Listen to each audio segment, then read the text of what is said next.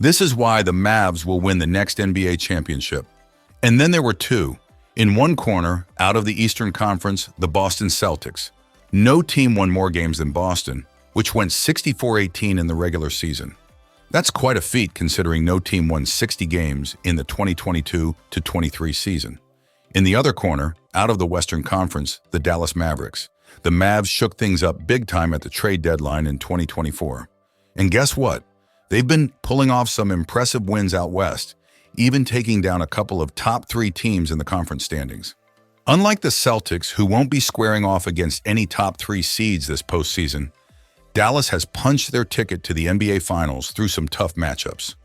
They took down the 4th-seeded LA Clippers in 6 games, then toppled the top-seeded Oklahoma City Thunder in 6, and breezed past the number 3 seed Minnesota Timberwolves in just 5 games. What's interesting is that they didn't even have to face the 2nd-seeded Denver Nuggets, who surprisingly fell to the Timberwolves in a dramatic Game 7, blowing a 20-point lead in the 3rd quarter of the semifinals. Let's dive into why the Mavs will win the NBA championship. Let's play full court, baby. Your go-to channel for the most interesting basketball topics on and off the court. Scoring leader. Luka Doncic has been lighting up the scoreboard this season, leading the NBA with an impressive 33.9 points per game. He's the first scoring leader to make it to the NBA Finals in the same season since Stephen Curry back in 2016.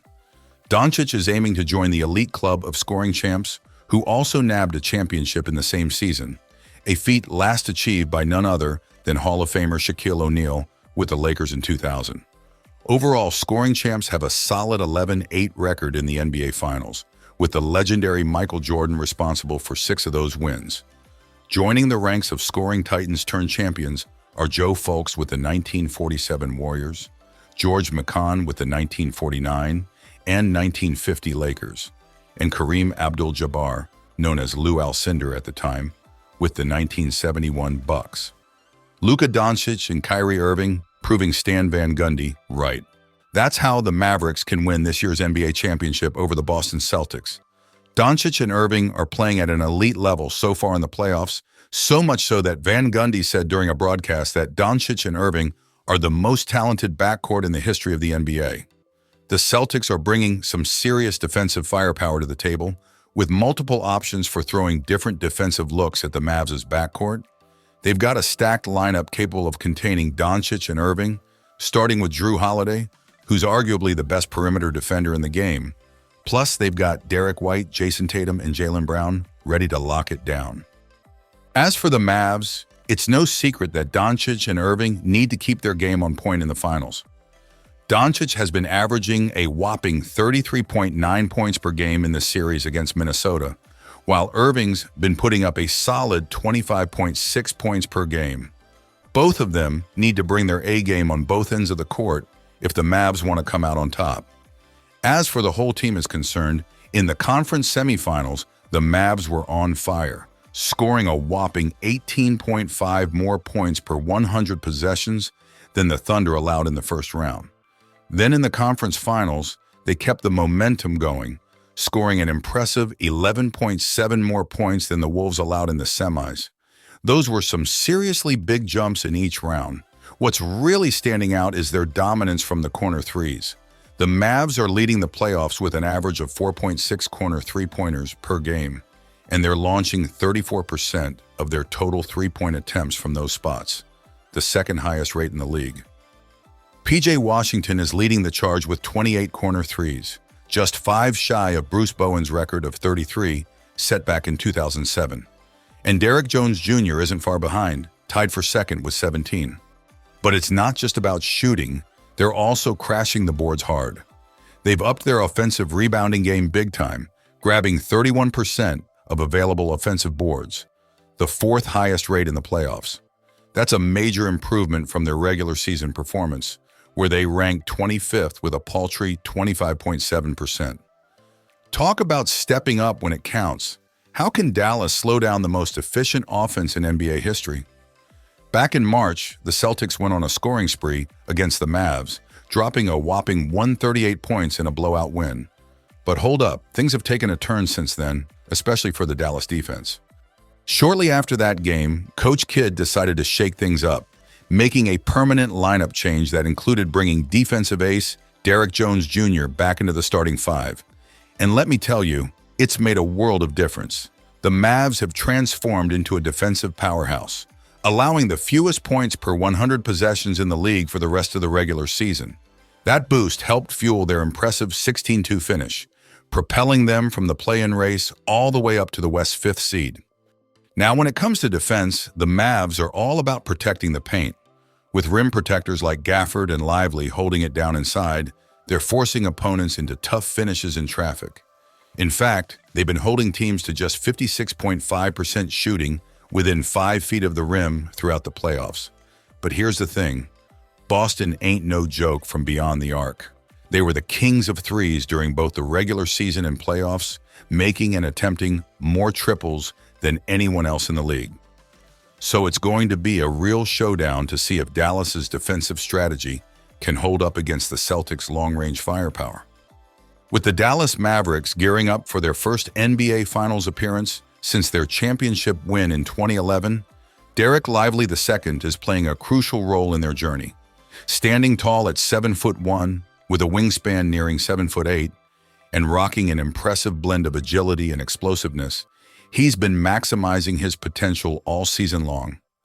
But it's not just his physical attributes that make him stand out. It's his coachability, communication skills, and winning mentality that truly set him apart on the court. His growth in understanding his role and playing at a high level is impressive. Defensively, he can switch, guard on the perimeter, and protect the rim. As we've always known, the only way to have a good defense is by rebounding the ball, and he does that for the Mavs team. After earning a spot on the all-rookie second team, he's averaged 8.6 points, 7.2 rebounds, and 1.6 assists in 16 playoff games. It's safe to say the 20-year-old rookie has exceeded everyone's expectations, even his own. Another key player for the Mavs is Maxi Kleber, but they've got some other strong contenders on the bench, like second-year reserve Jaden Hardy.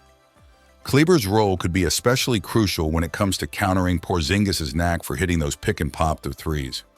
In the past, the Mavs were okay with giving up those shots to certain players, like Chet Holmgren in the second round. But with Porzingis, who's pretty deadly from downtown, they might need to pull their big men out of the paint more often, which could limit their defensive effectiveness. Honestly, the Mavs have a shot because they've got the best player out there, Luka. He's a game changer who can single-handedly lead them to victory on any given night. I get it, the stats might favor Boston, and if I had to bet, I'd probably put my money on them too. But hey, remember when LeBron's Cavs took on the greatest team ever assembled? They had a chance because of him. Same deal here with the Mavs and Luka. They've got that X factor that could shake things up against Boston. Luka seems to have found his groove again, but maybe not with that extra spark we've seen before. Surprisingly, players like Lively, Gafford, Washington, and Derrick Jones Jr. have been outshining big names like Holmgren, Dort, and Williams. Funny how things turn out, right? Those rotation guys are proving they're more than just bench warmers, while some of the so-called future stars are having a tougher time making their mark. It's a reminder that anything can happen in the playoffs. The Mavs have been putting the pieces together all season, and now it feels like they've finally hit their stride. With the lineup looking solid and everyone in their perfect positions and roles, things are looking pretty darn good. And let's not forget about the dynamic duo leading the charge. Luka and Kyrie, these two are an absolute powerhouse on the court, and they've got the skills and the drive to take the Mavs all the way. With Kyrie eyeing his second ring and Luka hungry for his first, you can bet they'll be leaving it all out there on the hardwood. Get ready, Mavs fans, because it's about to get real exciting. We hope you enjoyed our video topic today. Interact with us, subscribe, and hit the notification button to be notified when we upload more content.